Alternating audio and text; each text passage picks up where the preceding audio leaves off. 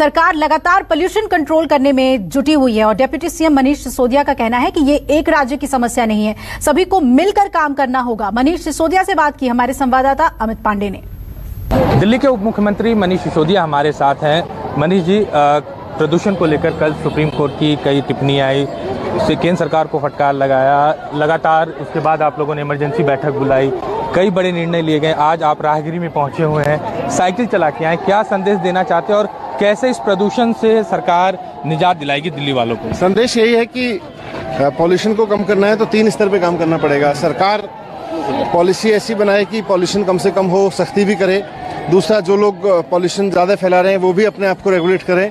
और तीसरा, जो इंडिविजुअल लेवल पर हम सब मिलके एक बड़ा पॉल्यूशन का कंपोनेंट देते हैं, चाहे गाड़ी चला के, बाइक चला के, मकान बनाते हुए, जो भी करते हैं उस पर रेगुलेट करें। तो ये अवेयरनेस के लिए ज़रूरी है कि जब सब चीज़ें बंद होती हैं तो कितना अच्छा लगता है। तो राहगिरी उसी का एक प्रयास है और हर आदमी अपने हिस्से के प्रदूषण कम करने का अपने अंदर से संकल्प ले और इसको एंजॉय करे।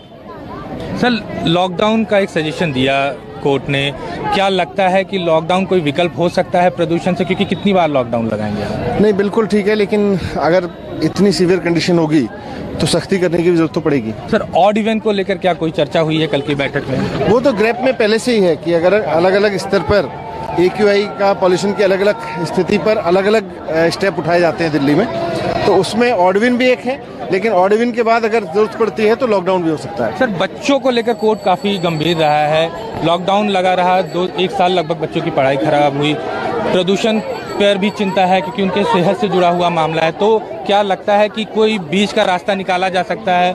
अगर 1 हफ्ते के लिए स्कूल बंद कर रहे हैं फिर मुझे लगता है ये ज्यादा लंबा नहीं चलेगा ना, क्योंकि देखो ये जो नॉर्मल दिल्ली में हवा है वो इतनी प्रॉब्लमेटिक नहीं है, लेकिन जब ये पराली वगैरह का पूरा सीजन आता है 10-5 दिन के लिए तो ये ऐसे हालात बनते हैं और उस समय भी हवा बंद हो जाती है। तो जैसे आज हवा चल रही है, आज काफ़ी साफ है आसमान। 2 दिन पहले हवा नहीं चल रही थी तो बहुत बुरी हालत थी, बीच में अभी और 2-4 दिन आएंगे जिसमें हवा नहीं चलेगी। तो उन सब को देखते हुए ये बहुत छोटे पीरियड के लिए होता है, लेकिन सबसे सीवियर होता है। बाकी सब में जो AQI बहुत शानदार रहा है पिछले दिनों में दिल्ली का। सर, आप लोग लगातार ये बात कर रहे हैं कि केंद्र सरकार इस पर गंभीरता दिखाए, पड़ोसी राज्य जो हैं दिल्ली के उनसे बातचीत करे। गोपाल राय ने पत्र भी लिखा लेकिन कोई जवाब नहीं मिला।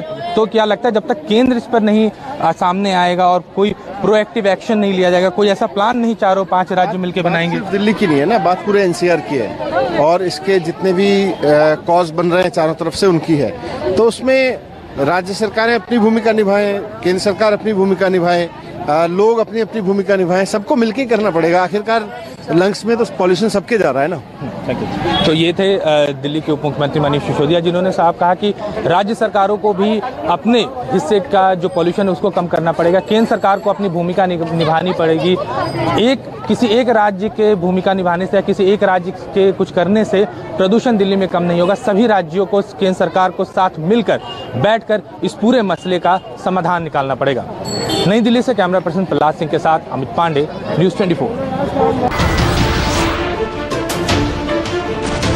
नमस्कार, मैं हूं मानक गुप्ता। अगर आपको हमारा ये वीडियो पसंद आया हो तो इसे लाइक और शेयर जरूर करें और हां, हमें सब्सक्राइब और फॉलो करना ना भूलें ताकि आप देश और दुनिया की कोई खबर मिस ना करें। तो जुड़े रहिए हमारे साथ और देखते रहिए न्यूज़ 24।